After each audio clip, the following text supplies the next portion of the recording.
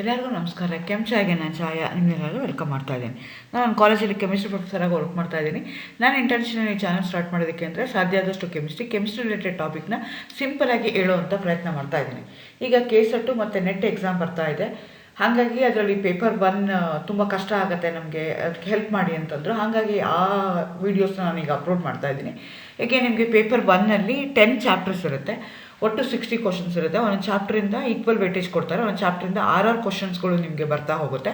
So higher ಎಜುಕೇಷನಲ್ಲಿ ನಿಮಗೆ ಯಾವ ಥರ ಕ್ವಶನ್ಸ್ ಕೇಳ್ತಾರೆ, ಯಾವುದನ್ನು ಓದಬೇಕು ಅನ್ನೋದಕ್ಕೆ ಆಲ್ರೆಡಿ ನಾನು ವೀಡಿಯೋಸ್ನ ಅಪ್ಲೋಡ್ ಮಾಡಿದ್ದೀನಿ. ನೀವು ಅದನ್ನು ನೋಡ್ಕೊಳ್ಳಿ. ಆ್ಯಕ್ಚುಲಿ 2 ವೀಡಿಯೋಸ್ನ ಅಪ್ಲೋಡ್ ಮಾಡಿದ್ದು, ಒಂದು ಕ್ರ್ಯಾಶ್ ಕೋರ್ಸ್ ಥರದ್ದು ಯಾವ್ಯಾವ ಥರದ್ದು ಓದ್ಕೋಬೇಕು, ಏನಂದ್ರೆ ಮೇಲೆ ಕಾನ್ಸಂಟ್ರೇಟ್ ಮಾಡಬೇಕು ಅಂತ ಒಂದು ವೀಡಿಯೋ. 2ನೇ ವೀಡಿಯೋ ಏನು ಅಂತಂದರೆ ಅದ್ರ ಬಗ್ಗೆ ಡೀಟೇಲಾಗಿ ಇನ್ಫಾರ್ಮೇಷನ್ಸ್ನ ನಾನು ಕೊಡ್ತಾ ಹೋಗ್ತಿದ್ದೀನಿ. ಇವತ್ತಿನ ವೀಡಿಯೋದಲ್ಲಿ ನಾನು ಕ್ವಶನ್ ಆನ್ಸರ್ಸ್ನ ಸಾಲ್ವ್ ಮಾಡ್ತಾ ಇದ್ದೀನಿ. ಪ್ರೀವಿಯಸ್ ಇಯರ್ ಕ್ವಶನ್ ಪೇಪರ್ಸ್ ತೊಗೊಂಡಿದ್ದೀನಿ, ಅಥವಾ ಮೋಸ್ಟ್ ಪ್ರಾಬಬಲ್ ಕ್ವಶನ್ಸ್ ಯಾವುದು ಕೇಳ್ತಾರೆ ಅದನ್ನು ತೊಗೊಂಡು ಮಾಡ್ತಾ ಇದ್ದೀನಿ. Again welcome to Kenchaya. ನನ್ನ ಚಾನಲ್ನ ಸಬ್ಸ್ಕ್ರೈಬ್ ಮಾಡಿ. The national knowledge commission is headed by, again ನಿಮಗೆ ಕಮಿಟೀಸ್ಗಳಿರ್ತವೆ. ಯಾವ್ಯಾವ ಕಮಿಟೀಸಲ್ಲಿ ಏನೇನು ಅಂತ. ಕೊತಾರಿ ಇದೆ, ಅಮರ್ತ್ಯ ಸೇನ್ ಇದೆ, ಸ್ಯಾಮ್ ಪಿತ್ರೋಡ ಇದೆ, ಅಜೀಮ್ ಪ್ರೇಮ್ಜಿ ಇದೆ. ಅಜೀಮ್ ಪ್ರೇಮ್ಜಿ ಅನ್ನೋದು ಯೂನಿವರ್ಸಿಟಿ, ಅಮರ್ತ್ಯ ಸೇನ್ ಅನ್ನೋದು it's A Nobel laureate name, ಅದು ಎಕನಾಮಿಕ್ಸ್ಗೆ ನೋಬೆಲ್ ಪ್ರೈಸ್ ಬಂತು. ಕೊತಾರಿ ಅನ್ನೋದು ಕೊತಾರಿ ಕಮಿಷನ್ ಇದೆ. ಬಟ್ ನ್ಯಾಷನಲ್ ನಾಲೆಡ್ಜ್ ಕಮಿಷನ್ ಯಾರು ಮಾಡಿದ್ದು ಅಂದರೆ ಸ್ಯಾಮ್ ಪಿತ್ರೋಡ ಮಾಡಿದ್ದು. ಸೊ ಹಾಗಾಗಿ ಆನ್ಸರ್ ಯಾವುದು ಅಂದರೆ ಸ್ಯಾಮ್ ಪಿತ್ರೋಡ ಇದೆ. First open university in India was established in the year ಅಂತ ಹೇಳ್ತಿದ್ದಾರೆ. 1982ನಲ್ಲಿ ಅದು ಎಸ್ಟಾಬ್ಲಿಷ್ ಆಯಿತು. ಸೊ ನೀವು ನೆನ್ಪಿಟ್ಕೋಬೇಕಾಗತ್ತೆ ಯಾವ ಯೂನಿವರ್ಸಿಟಿಗೆ. ಯೂನಿವರ್ಸಿಟಿ ಅಂತಂದರೆ ಅದು ಓಪನ್ ಯೂನಿವರ್ಸಿಟಿ ಇರ್ಬೋದು, ಇಲ್ಲಾಂದರೆ ಅಟಾನಮಸ್ ಯೂನಿವರ್ಸಿಟಿಗಳಿರ್ಬೋದು, ಅಥವಾ ಡಿಫೆನ್ಸ್ ಯೂನಿವರ್ಸಿಟಿ ಇರ್ಬೋದು. ಡಿಫ್ರೆಂಟ್ ಟೈಪ್ಸ್ ಆಫ್ ಯೂನಿವರ್ಸಿಟಿ ಇದೆ. ಈಗಂತೂ ನಿಮಗೆ ಟ್ರಾನ್ಸ್ಜೆಂಡರ್ಗೂ ಒಂದು ಯೂನಿವರ್ಸಿಟಿ ಇದೆ, ಹ್ಯಾಂಡಿಕ್ಯಾಪ್ಗೆ ಒಂದು ಯೂನಿವರ್ಸಿಟಿ ಇದೆ. ಯಾವ್ಯಾವ ಯೂನಿವರ್ಸಿಟಿ ಯಾವಾಗ ಸ್ಟಾರ್ಟ್ ಆಯಿತು ಅಂತ ನಿಮ್ಗೆ ಅದ್ರ ಬಗ್ಗೆ ವಿಷಯನೂ ಇರಬೇಕಾಗತ್ತೆ. Inclusive of education refers to ಅಂತ ಹೇಳ್ತಾ ಇದ್ದಾರೆ. ಸೊ ನೀವು ನೋಡ್ಕೋಬೇಕಾಗತ್ತೆ, equal education opportunities to the disabled and normal ಸ್ಟೂಡೆಂಟ್ಸ್ಗೆ ಇನ್ಕ್ಲೂಸಿವ್ ಅಂತ ಹೇಳ್ತಾ ಇದ್ದಾರೆ. ಅದು ಯಾವುದನ್ನು ಸೇರಿಸ್ಕೋಬೇಕು ಅಂತ ನೀವು, ಹಾಗಾಗಿ ಅವರು ಸೇರಿಸ್ಕೋಬೇಕಾಗತ್ತೆ. ಈಕ್ವಲ್ ಆಪರ್ಚುನಿಟಿ ಕೊಡೋದಕ್ಕೋಸ್ಕರ ಡಿಸೇಬಲ್ಡು ಮತ್ತು ನಾರ್ಮಲ್ ಸ್ಟೂಡೆಂಟ್ಸ್ಗೂ ಈಕ್ವಲ್ ಮಾಡೋದಕ್ಕೋಸ್ಕರ ಇನ್ಕ್ಲೂಸಿವ್ ಆಫ್ ಎಜುಕೇಷನ್ ಅಂತ ಹೇಳ್ತೀವಿ ಅದನ್ನು. ನೆಕ್ಸ್ಟ್ ಹಂಗೆ which of the following is an apex body in the area of teacher education in India ಅಂತ ಹೇಳ್ತಾರೆ. ಸೊ ಎಷ್ಟೊಂದು ಅಪೆಕ್ಸ್ ಬಾಡಿಗಳಿವೆ, ಅದ್ರ ಬಗ್ಗೆ ಆಲ್ರೆಡಿ ನಾನು ಮುಂಚೆನೇ ಹೇಳಿದಂಗೆ ಇನ್ಫಾರ್ಮೇಷನ್ ಕೊಟ್ಟಿದ್ದೀನಿ. ನೋಡ್ಕೊಳ್ಳಿ ನೀವು, ಅವಾಗ ಈಸಿ ಆಗುತ್ತೆ. ಸೊ UGC ಇದೆ, MHRD ಇದೆ, NCET ಇದೆ, NCERT ಇದೆ. ಸೊ ನಮಗೆ apex body which focus on teacher education ಯಾವುದು ಅಂದರೆ NCTE. ಟಿ ಅಂತಂದರೆ teacher education, national teacher education ಅಂತಿದೆ. ಸೊ ಹಾಗಾಗಿ NCTE is the. Next who has signed MOU for accreditation of teacher education institutions in India ಅಂತ ಹೇಳ್ತಾ ಇದ್ದಾರೆ. ನಾನು ಮುಂಚೆನೇ ಹೇಳ್ದಂಗೆ ಟೀಚರ್ ಎಜುಕೇಷನ್ ಅಂದ ತಕ್ಷಣ NCTE ಬರುತ್ತೆ. ಅಕ್ರೆಡೇಷನ್ ಮಾಡೋದು ಯಾವುದು ಅಂದರೆ NAC ಮಾಡುತ್ತೆ. ಹಾಗಾಗಿ NCTE ಮತ್ತು NAC ಎರಡೂ ಆಗುತ್ತೆ. ಸೊ NAC UGCದು ಒಂದು ಪಾರ್ಟು NAC ಇದೆ, UGC ಮತ್ತು NCETದು ಏನೂ ಇಲ್ಲ. ನನ್ನ ಅಬ್ವ ಆನ್ಸರ್ ಇಲ್ಲ. ಹಾಗಾಗಿ ಆನ್ಸರ್ ಏನು ಅಂದರೆ NCTE ಆ್ಯಂಡ್ NAC ಅಂತ ಹೇಳ್ತಾ ಇದ್ದೀನಿ. As per the NCTE norms, what should be the pattern of the teaching staff for a unit of 100 students at B.Ed level ಅಂತ ಹೇಳ್ತಾರೆ. 1+7 ಅಂತ ಹೇಳ್ತಾರೆ. ಅದು ನೀವು ನೋಡ್ಕೋಬೇಕಾಗತ್ತೆ ಹೇಗಾಗತ್ತೆ ಅಂತ. ಸೊ ಇದು 1+7, 1+9, 1+10, 1+5 ಇದೆ. ಸೊ ಆನ್ಸರ್ ಏನು ಅಂದರೆ 1+7 ಪ್ಯಾಟ್ರನ್ನು ನಮಗೆ unit of 100 students at B.Ed ಲೆವೆಲಲ್ಲಿ 1+7 ಅಂದರೆ ಒಂದು ಟೀಚರ್ಗೆ 7 ಸ್ಟೂಡೆಂಟ್ಸು ನಮಗೆ ಇರಬೇಕಾಗತ್ತೆ. 1:7 ರೇಷಿಯೋದಲ್ಲಿ ಇರಬೇಕಾಗತ್ತೆ ಟೀಚರು ಮತ್ತು student. Which of the following is described as Magna Carta of Indian education. Magna Carta ಅದು ಒಂದು ಪಾಲಿಸಿ. ಅದೇ ಥರದ್ದು ನಮ್ಮ ಇಂಡಿಯಾದಲ್ಲಿ ಇಂಡಿಯನ್ ಎಜುಕೇಷನ್ಗೆ ಯಾವುದು ಯೂಸ್ ಮಾಡ್ತೀವಿ ಅಂತ ಕೇಳ್ತಾ ಇದ್ದಾರೆ. ಸೊ ಹಾಗಾಗಿ ನಮಗೆ ವುಡ್ಸ್ ಡಿಸ್ಪ್ಯಾಚ್ ಅನ್ನೋದು ಅದಕ್ಕೆ ಆನ್ಸರ್ ಆಗುತ್ತೆ. ಹಾಗೆ ಅಂಡರ್ ಕಮಿಷನ್ ಇದೆ, ಮ್ಯಾಕ್ಲೆ ಮಿನಿಟ್ಸ್ ಇದೆ, ಸರ್ಕ್ಯುಲೇಟ್ ಕಮಿಷನ್. ಹಿಂಗಂದರೆ ಏನು ಅಂತ ನೀವು ತಿಳ್ಕೊಂಡಿದ್ರೆ ಈಸಿ ಆಗುತ್ತೆ. District primary education programme DPEP was started in ಅಂತ ಹೇಳ್ತಿದ್ದಾರೆ 1994. ಎಗೇನ್ ಕೆಲವೊಂದು ಪಾಲಿಸೀಸ್ ಇದೆ, ಅದು ಯಾವಾಗ ಸ್ಟಾರ್ಟ್ ಆಯಿತು, ಅದರ ಎಕ್ಸ್ಪ್ಯಾನ್ಷನ್ ಏನು. ಎಗೇನ್ ಎಕ್ಸ್ಪ್ಯಾನ್ಷನ್ ಮೇಲೂ ನನಗೆ ಆಲ್ರೆಡಿ ಒಂದು ವಿಡಿಯೋ ಮಾಡಿದ್ದೀನಿ, ಅದನ್ನು ನೋಡ್ಕೊಳ್ಳಿ.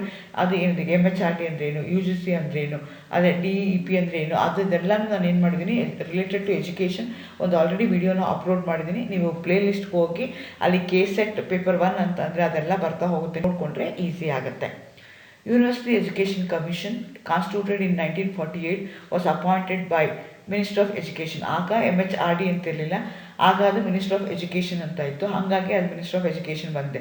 ಈಗ ಸೇಮ್ ಮಿನಿಸ್ಟ್ರಿ ಆಫ್ ಎಜುಕೇಷನ್ನ we are going to call it as MHRD, ministry of human resource development ಅಂತ ಈಗ ಕರಿತೀವಿ. ಬಟ್ ಆಗ 1948 it was called as ministry of education. ಅದಕ್ಕೆ ಹಂಗಾಗಿ ministry of education answer correct ಆಗಿದೆ. Which of the following commission first centralised the primary education ಅಂತ ಹೇಳ್ತಾರೆ? Hunter commission. ಇದು ಬಿಫೋರ್ ಇಂಡಿಪೆಂಡೆನ್ಸ್ ಇರುವಂಥ ಕಮಿಷನು. ಮೊದಲಿಯಾರ್ ಕಮಿಷನ್ ಇರ್ಬೋದು, ಕೊತಾರಿ ಕಮಿಷನ್ ಇರ್ಬೋದು, ಸ್ಯಾಡ್ಲೇರ್ ಕಮಿಷನ್ ಇರ್ಬೋದು. ಇದೆಲ್ಲ ನಮಗೆ ಆಫ್ಟರ್ ದಿ ಇಂಡಿಪೆಂಡೆನ್ಸ್ ಬರುತ್ತೆ. ಬಿಫೋರ್ ದಿ ಇಂಡಿಪೆಂಡೆನ್ಸ್ ಬಂದಿರುವಂಥದ್ದು ಕಮಿಷನ್ ಮಾತ್ರನೇ. Following attributes would currently define learning ಅಂತ ಹೇಳ್ತಾ ಇದ್ದಾರೆ. So understanding, imagination, workmanship, change of the behaviour, practice and experience, belief, creativity and endurance, institution, intelligence and memorization ಕೇಳಿದ್ದಾರೆ. So ನಿಮಗೆ learning ಹೇಗಾಗಬೇಕು ಅಂದರೆ first ನಾನು ನಂಬಿಕೆ ಇರಬೇಕು, ಕ್ರಿಯೇಟಿವ್ ಆಗಿರಬೇಕು, ಆಮೇಲೆ ಎಂಡ್ಯೂರೆನ್ಸ್ ಮಾಡಬೇಕು. ಸೊ ಹಾಗಾಗಿ C is the answer. The opinion that our aim should be to produce men who possess both culture and except the knowledge given by Whitehead. ಅಂದ್ರೇನು, ನಮ್ದು ಏನು ಎಜುಕೇಷನ್ ಇದೆಯಲ್ಲ, ಆ ಎಜುಕೇಷನ್ ಏನು ಮಾಡಬೇಕು ಅಂತಂದರೆ ಬರೀ ಡಿಗ್ರಿ ಕೊಡೋದಲ್ದಲೆ, ಬರೀ ಕಲ್ಚರ್ ಕೊಡೋದಲ್ದಲೆ, ಬರೀ ಕಲ್ಚರ್ ಅಷ್ಟೇ ಅಥವಾ ಬರೀ ನಾಲೆಡ್ಜ್ ಅಷ್ಟೇ ಎರಡೂ ಸೇರಿಸಿ ಸರ್ವಾಭಿವೃದ್ಧಿ ಆಗಿರಬೇಕು ಎಜುಕೇಷನ್ ಅನ್ನೋದನ್ನು ಹೇಳಿದವನು ಯಾರು ಅಂದರೆ ವೈಟ್ ಹೆಡ್ ಅಂತ ಅನ್ನೋರು ಹೇಳ್ತಾ ಹೋಗ್ತಾರೆ. So next the article 45. Again ನಿಮಗೆ ಕಾನ್ಸ್ಟಿಟ್ಯೂಷನಲ್ಲಿ ರೈಟ್ ಟು ಎಜುಕೇಷನ್ ಇದೆ. ಆ ಆರ್ಟಿಕಲ್ ಯಾವುದು ಅಂದರೆ 1945 ಇದೆ. ಸೊ ಅದೇ article 45 under the directive principles of the state policy of Indian constitution provides rights to minorities to establish education institution, free and compulsory primary education for weaker section of the country, giving financial assistance to the less advanced states. So free education article 45 ಏನು ಹೇಳುತ್ತೆ ಅಂದರೆ 6 to 14 years of age ಇರೋ ತನಕ free education ಕೊಡಬೇಕು ಅಂತ ಹೇಳುತ್ತೆ. ಅದು ನಮ್ಮದು ಕಾನ್ಸ್ಟಿಟ್ಯೂಷನಲ್ಲಿ ರೈಟ್ ಟು ಎಜುಕೇಷನ್ ಅಂತ ನಂಬರ್ 45. ಅದ್ರ ಮೇಲೆ ಬೇರೆ ಬೇರೆ ಕ್ವಶನ್ ಕೇಳ್ತಾರೆ, ಎಕ್ಸ್ಪ್ಲನೇಷನ್ ಕೊಟ್ಬಿಟ್ಟು ಯಾವುದು ಆರ್ಟಿಕಲ್ ಅಂತ ಕೇಳ್ಬೋದು. ಸೊ ಹಾಗಾಗಿ ಅದನ್ನು ನೀವು ನೋಡ್ಕೋಬೇಕಾಗತ್ತೆ. ಸೊ ನೋಡಿ, ಈ ಥರ ಕ್ವಶನ್ಸ್ ಕೊಟ್ಟಾಗ ನೀವು ಕೇರ್ಫುಲ್ ಆಗಿರಬೇಕಾಗತ್ತೆ. ABCD ಮ್ಯಾಚ್ ಮಾಡಿ ಮಾಡಬೇಕಾಗತ್ತೆ. ಇಂಥದಕ್ಕೆ ನೀವೇನು ಮಾಡಬೇಕಾಗತ್ತೆ, ಟೈಮ್ ತೊಗೋಬೇಕಾಗತ್ತೆ. ನಾವು ಏನು ಹೇಳ್ತೀವಿ ಅಂತಂದರೆ, ಈಗ ನಿಮಗೆ 10 ಚಾಪ್ಟರ್ಸ್ ಇದೆಯಲ್ಲ, 10 ಚಾಪ್ಟರ್ಸಲ್ಲಿ ಕೆಲವೊಂದು ಮೆಮೊರಿ ಬೇಸ್ಡ್ ಇರುತ್ತೆ. ಮುಂಚೆನೇ ಓದಿದ್ರೆ ನೀವು without wasting your time you can solve the question paper. ಆದರೆ ಇವಾಗ ರೀಸನಿಂಗ್ ಇರ್ಬೋದು, ಮ್ಯಾಥಮೆಟಿಕಲ್ ಕಾನ್ಸೆಪ್ಟ್ಸ್ ಇರ್ಬೋದು, ಅಂಥದಕ್ಕೆಲ್ಲ ಏನು ಮಾಡಬೇಕಾಗತ್ತೆ, ನೀವು ಕ್ಯಾಲ್ಕುಲೇಷನ್ ಮಾಡಬೇಕಾಗತ್ತೆ. ಆವಾಗ ಟೈಮ್ ಬೇಕಾಗತ್ತೆ. ಹಂಗಾಗಿ ನಾವೇನು ಮಾಡ್ತೀವಿ ಅಂದರೆ ರಿಸರ್ಚ್ ಮೆಥಡಾಲಜಿ ಇರ್ಬೋದು, ಟೀಚಿಂಗ್ ಮೆಥಡಾಲಜಿ ಇರ್ಬೋದು, ಟೀಚಿಂಗ್ ಆ್ಯಪ್ಟಿಟ್ಯೂಡ್ ಇರ್ಬೋದು, ಅಥವಾ ಹೈಯರ್ ಎಜುಕೇಷನ್ ಇರ್ಬೋದು, ಅಂದರೆ ಎನ್ವೈರನ್ಮೆಂಟ್ ಇರ್ಬೋದು, ಇಂಥ ಕ್ವಶನ್ಸ್ ಎಲ್ಲ ಮೆಮೊರಿ ಬೇಸ್ಡ್ ಇರುತ್ತೆ. ಹಾಗಾಗಿ ನೀವು ಓದ್ಕೊಂಬಿಟ್ಟು ಬರೆದ್ರೆ ಈಸಿ ಆಗುತ್ತೆ ಅಂತ ಹೇಳ್ತೀವಿ.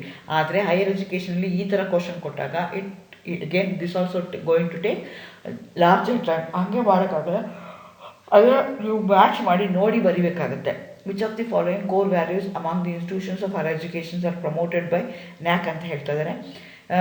Contributing national development, fostering global competency among the students, inculcating the value system among the students and teacher, promoting the optimum utilization of the infrastructure.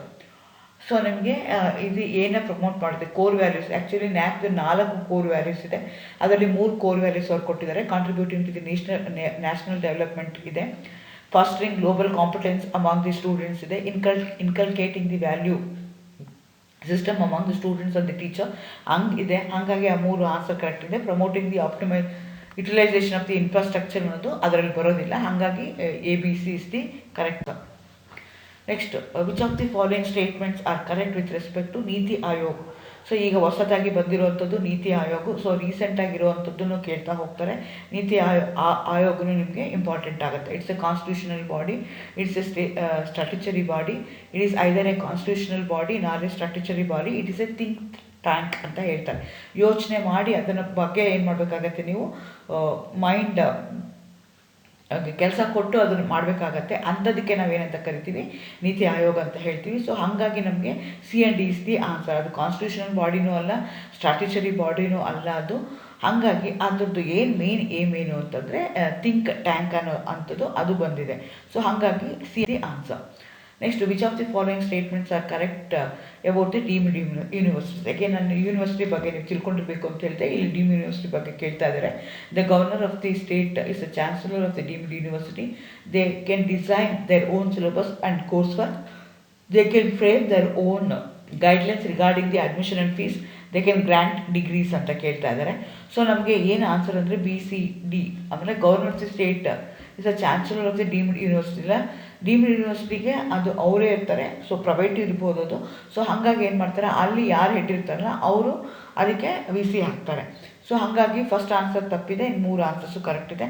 ಹಾಗಾಗಿ ಆನ್ಸರ್ ಏನಂದರೆ BCD. ಡೀಮ್ಡ್ ಯೂನಿವರ್ಸಿಟಿಲಿ ಏನು ಮಾಡ್ತಾರೆ, ಅವರು ಇದು ಡಿಗ್ರಿನೂ ಗ್ರ್ಯಾಂಟ್ ಮಾಡ್ತಾರೆ, ಅವ್ರದ್ದೇ ಆದಂಥ ಸಿಲೆಬಸ್ನು ಮಾಡ್ಕೊಂಡಿರ್ತಾರೆ, ಅವ್ರದ್ದೇ ಅಂತ ಸೆಟ್ ಆಫ್ ಅಡ್ಮಿಷನ್ ಫೀಸ್ ಇರ್ಬೋದು, ಅಡ್ಮಿಷನ್ ರೂಲ್ಸ್ ಆ್ಯಂಡ್ ರೆಗ್ಯುಲೇಷನ್ಸು ಅವ್ರದ್ದೇ ಇರುತ್ತೆ. ಅಂಥದ್ದಕ್ಕೆ ನಾವು ಹೇಳ್ತೀವಿ ಡೀಮ್ಡ್ ಯೂನಿವರ್ಸಿಟೀಸ್ ಅಂತ ಕರಿತೀವಿ. The university grants commission UGC was established with which of the following aims ಅಂತ ಹೇಳ್ತಾ ಇದ್ದಾರೆ. Promotion of research development in higher education, identifying and sustaining institutions of potential learning, capacity building of teachers, providing the autonomy to each and every higher education institution in India ಅಂತ ಹೇಳ್ತಾ ಇದ್ದಾರೆ. So ಹಾಗಾಗಿ answer ಯಾವುದು ಅಂದರೆ ABC. Providing the autonomy to each and every higher education institution in India. It is not the part of the UGC, it's a part of the NAC ಇದೆ. ಹಂಗಾಗಿ funding ಬೇಕು ಅಂದರೆ ಅದನ್ನು ಮಾಡಬೇಕಾಗತ್ತೆ. ನೀವು 12A ಫಂಡ್ 2B ಇರೋವಂಥ ಇನ್ಸ್ಟಿಟ್ಯೂಷನ್ಸ್ಗೆ ಮಾತ್ರ ಕ್ಯಾನ್ ಗೋ ಫಾರ್ ದಿಸ್. ಹಂಗಾಗಿ ಆನ್ಸರ್ D ಇಸ್ ರಾಂಗ್ ಇದೆ. ಹಾಗಾಗಿ ABC is answer. Next, the right to information act 2005 makes the provision for ಅಂತ ಹೇಳ್ತಿದ್ದಾರೆ. Dissemination of all types of information by all public authorities to any person, establishment of central, state, district level information commission as an affiliate body, transparency and accountability in public authorities. ಇದೆಲ್ಲನೂ answer correct ಇದೆ. Right to information act RTE ಅಂತ ಹೇಳ್ತಾರೆ. ಹಾಗಾಗಿ all above is the answer. Indian institute of advance study is located at Shimla. So ಈ ಥರದ್ದು ನಿಮಗೆ ಕೇಳ್ತಾರೆ, ಎಲ್ಲಿ ಲೊಕೇಟ್ ಆಗಿದೆ, ಯಾವ ಇಯರಲ್ಲಿ ಎಸ್ಟಾಬ್ಲಿಷ್ ಆಗಿದೆ ಅಂತ ಕೇಳ್ತಾರೆ ಯೂನಿವರ್ಸಿಟೀಸು. ನೀವು ಅದನ್ನು ಕೇರ್ಫುಲ್ಲಾಗಿ ನೋಡ್ಕೋಬೇಕಾಗುತ್ತೆ. ಏನೋ ಸ್ಪೆಷಲ್ ಯೂನಿವರ್ಸಿಟೀಸ್ ಇತ್ತು, ಸೆಂಟ್ರಲ್ ಯೂನಿವರ್ಸಿಟೀಸ್ ಇತ್ತು, ಓಪನ್ ಯೂನಿವರ್ಸಿಟೀಸ್ ಇತ್ತು, IGNOU ಇತ್ತು, ಅದ್ರ ಬಗ್ಗೆ ಎಲ್ಲ ಕೇಳ್ತಾ ಹೋಗ್ತಾರೆ. ನೀವು ಅದ್ರ ಬಗ್ಗೆ ಎಲ್ಲನೂ ಜಾಸ್ತಿ ಇನ್ಫಾರ್ಮೇಷನ್ನ ತಿಳ್ಕೊಂಡಿರಬೇಕಾಗತ್ತೆ. Which of the following organisation deals with capacity building programme on educational planning ಅಂತ ಹೇಳ್ತಾರೆ. ಸೊ ನಿಮಗೆ ಕೆಪಾಸಿಟಿ ಬಿಲ್ಡಿಂಗ್ ಏನಿದೆ NACಲ್ಲೂ ಇದೆ, ಆನ್ ಎಜುಕೇಷನಲ್ ಪ್ಲ್ಯಾನಿಂಗ್ ಅಂತ ಹೇಳ್ತಾ ಇದ್ದಾರೆ. ಹಾಗಾಗಿ ನೀವು NUEPA ಹೇಳಬೇಕಾಗತ್ತೆ. ಓನ್ಲಿ ಕೆಪಾಸಿಟಿ ಬಿಲ್ಡಿಂಗ್ ಅಂತ ಕೇಳಿದರೆ, ಪ್ಲ್ಯಾನಿಂಗ್ ಇನ್ವಾಲ್ವ್ ಆಗಿಲ್ಲ ಅಂದರೆ ಅವಾಗ ಆನ್ಸರ್ ಏನಾಗ್ತಿತ್ತು, NAC ಆಗ್ತಿತ್ತು. ಸೊ ಇಲ್ಲಿ ಪ್ಲ್ಯಾನಿಂಗ್, ಎಜುಕೇಷನಲ್ ಪ್ಲ್ಯಾನಿಂಗ್ ಇರೋದಕ್ಕೋಸ್ಕರ NUEPA ಅನ್ನೋದು ಆಗುತ್ತೆ. Next, which of the following universities adopted the meta university concept. ಅಂದರೆ ಶೇರಿಂಗ್, ನಾಲೆಡ್ಜ್ ಶೇರಿಂಗ್ ಇರ್ಬೋದು, ಆಪ್ರೆಂಟಿಸ್ ಶೇರಿಂಗ್ ಇರ್ಬೋದು, ಶೇರಿಂಗ್ ಆಫ್ ದಿ ಇನ್ಫ್ರಾಸ್ಟ್ರಕ್ಚರ್ ಇರ್ಬೋದು, ಅಂಥದಕ್ಕೆ ನಾವೇನಂತ ಕರಿತಾರೆ, ಮೆಟಾ ಯೂನಿವರ್ಸಿಟಿ ಕಾನ್ಸೆಪ್ಟ್ ಅಂತ ಹೇಳ್ತಾರೆ. ಡೆಲ್ಲಿ ಮತ್ತು ಜಾಮಿಯಾ ಇಸ್ಲಾಮಿಯಾ ಆ ಎರಡೂ ಕಾಲೇಜ್ಗಳು ಏನು ಮಾಡ್ಕೊಂಡಿದೆ ಅಂತಂದರೆ, they start sharing their infrastructure. ಹಾಗಾಗಿ Delhi university is the answer. Next, which of the educational institution has chosen the khadi as their convocation robe ಅಂತ ಹೇಳ್ತಾ ಇದ್ದಾರೆ. ಕಾನ್ವಿಕೇಷನ್ ಅಂತಂದರೆ ಎಲ್ಲ ಡಿಗ್ರಿ ಆದಮೇಲೆ ಕೊಡುವಂಥದ್ದು. IIT ಬಾಂಬೆ ಏನು ಮಾಡ್ಕೊಂಡಿದೆ, ಇದನ್ನು ಅಡಾಪ್ಟ್ ಮಾಡ್ಕೊಂಡಿದೆ. ಇದಕ್ಕಿಂತ ಮುಂಚೆ ಗುಜರಾತ್ ಯೂನಿವರ್ಸಿಟಿ ಅಡಾಪ್ಟ್ ಮಾಡ್ಕೊಂಡಿದೆ. ಅವ್ರದ್ದು ಕಾನ್ವಿಕೇಷನ್ ರೂಬ್ ಯಾವುದಲ್ಲಿರುತ್ತೆ ಅಂತಂದರೆ ಖಾದಿನಲ್ಲಿ ಇರುತ್ತೆ. ಅದಾದಮೇಲೆ ಬಾಂಬೆನೂ ಅದನ್ನು ರೆಕಗ್ನೈಸ್ ಮಾಡ್ಕೊಂಡಿದೆ. Which of the following statements are correct about the national assessment and accreditation council. ನಾನು ಮುಂಚೆನೇ ಹೇಳಿದಾಗೆ ಈ ಥರ ಬಂದಾಗ, ಕೋಡ್ ಬಂದಾಗ ನೀವು ಕೇರ್ಫುಲ್ಲಾಗಿ ನೋಡಬೇಕಾಗತ್ತೆ. ಫಸ್ಟು ಅದು ಏನಿದೆ ಆನ್ಸರ್ಸು ನೋಡ್ಕೊಂಬಿಡಿ, ಆಮೇಲೆ ಅದು ಹೇಗೆ ಮ್ಯಾಚ್ ಮಾಡೋದು ಅಂತ ನೀವು ನೋಡ್ಕೋಬೇಕಾಗತ್ತೆ. It's an autonomous institution, correct. It is tasked with the responsibility of assessing and accreditation institution of higher education, that's also correct. It is located at Delhi, ಅದು ತಪ್ಪಿದೆ. It has regional office. It is located at Bangalore, Karnataka. So ಹಾಗಾಗಿ ನಮ್ಗೆ ಏನಾಗುತ್ತೆ, third option ತಪ್ಪಿದೆ. So ನಾನು ಆದಮೇಲೆ, ಅದು ಗೊತ್ತಾದ ಮೇಲೆ ನಾನು ಏನು ಮಾಡಬೇಕಾಗುತ್ತೆ, ಆನ್ಸರ್ಸ್ನ ನೋಡಬೇಕಾಗುತ್ತೆ, ಕೋಡ್ನ ನೋಡಬೇಕಾಗುತ್ತೆ. 1 and 3 ಆಗಲ್ಲ, ಬಿಕಾಸ್ 3 is wrong. 1 and 2 ಇದೆ, ಅದೇ ಥರ 1 to 4 ಇದೆ. ಸೊ ಹಾಗಾಗಿ ನೀವೇನು ಮಾಡಬೇಕಾಗತ್ತೆ, ಅಲ್ಲಿ 2 ಬಂದಿರೋದಕ್ಕೋಸ್ಕರ ಇದನ್ನ ಕನ್ಸಿಡರ್ ಮಾಡ್ಕೋಗಲ್ಲ. 2, 3, 4 ಇದೆ, ಅದು ಆಗಲ್ಲ. So answer is 1 and 2. Next, the national institute of Ayurveda is located at. So ನಮ್ಗೆ ಆಯುರ್ವೇದ ಅಂದ ತಕ್ಷಣ ಕೇರಳ ಇರ್ಬೋದಾ ಅಂತ ಅನಿಸುತ್ತೆ, ಆದರೆ ಕೇರಳ ಎಲ್ಲ ರಾಜಸ್ಥಾನ್ ಇದೆ. ಪಿಂಕ್ ಸಿಟಿ ಯಾವುದಿದೆಯಲ್ಲ ಜೈಪುರಲ್ಲಿ, ಅದೇನಾಗಿದೆ, ಲೊಕೇಟ್ ಆಗಿದೆ. National institute of Ayurveda. Next, cabinet has approved the creation of the which of the agency for educational testing under the Indian societies registration act 1860. ಹೇಗೆ ನಿಮಗೆ ಈಗ ನಾವು ನೆಟ್ ಎಕ್ಸಾಮಲ್ಲಿ ಏನು ತೊಗೊಳ್ತಾ ಇದ್ದಾರೆ, ಮುಂಚೆ ಎಲ್ಲ CSIR ಅವ್ರು ಮಾಡ್ತಾಯಿದ್ರು, ಈಗ ಅವ್ರು ಏನು ಮಾಡ್ತಾರೆ NTA ಏಜೆನ್ಸಿ ಮಾಡ್ತಾಯಿದೆ. ಈಗ ಮಾಡ್ತಾ ಇರೋವಂಥದ್ದು ನ್ಯಾಷನಲ್ ಟೆಸ್ಟಿಂಗ್ ಏಜೆನ್ಸಿ. ಅದು ಏನು ಮಾಡುತ್ತೆ ಅಂತಂದರೆ ಕಾಂಪಿಟೇಟಿವ್ ಎಕ್ಸಾಮ್ಸ್ ಇರ್ಬೋದು ಅಥವಾ ಫಿಲ್ಟರ್ ಮಾಡುವಂಥ ಯಾವುದೋ ಒಂದು ಎಕ್ಸಾಮ್ಗೆ ಏನಾಗಿರ್ಬೋದು ಅಂತಂದರೆ ಬೇಕು ಅಂದಾಗ ಕಾಂಪಿಟೇಟಿವ್ ಎಕ್ಸಾಮ್ ಮಾಡುವಂಥದ್ದು ಯಾವುದು ಅಂದರೆ NTA ಇದೆ. ಇವನ್ ನಿಮ್ಮದು UGC ಇರ್ಬೋದು, KSET ಇರ್ಬೋದು, ನೆಟ್ ಇರ್ಬೋದು, ಅದೆಲ್ಲ ಯಾವುದು ಏಜೆನ್ಸಿ ಮಾಡುತ್ತೆ ಅಂದರೆ ನ್ಯಾಷನಲ್ ಟೆಸ್ಟಿಂಗ್ ಏಜೆನ್ಸಿ ಮಾಡುತ್ತೆ. ನ್ಯಾಷನಲ್ ಎಜುಕೇಷನ್ ಏಜೆನ್ಸಿ ಮಾಡಲ್ಲ, ನ್ಯಾಷನಲ್ ಎಜುಕೇಷನಲ್ ಟೆಸ್ಟಿಂಗ್ ಏಜೆನ್ಸಿ ಮಾಡಲ್ಲ, national higher education test agency ಮಾಡಲ್ಲ ಯಾವುದಂದರೆ NTA ಮಾಡುತ್ತೆ. ಸೊ ಹಾಗಾಗಿ NTA is the correct answer. ಈ ರೀತಿಯಾಗಿ ನೀವು ಪ್ರಾಕ್ಟೀಸ್ ಮಾಡ್ತಾಯಿದ್ರೆ ಅಗೇನ್ ಇದು ಮರ್ತೋಗುತ್ತೆ, ಮೆಮೊರಿ ಬೇಸ್ಡ್ ಇರುತ್ತೆ, ಮತ್ತೆ ಬರ್ಕೊಂಡು ಓದ್ಕೊಂಡ್ರೆ ಈಸಿ ಆಗುತ್ತೆ. All the best for examination. Thank you.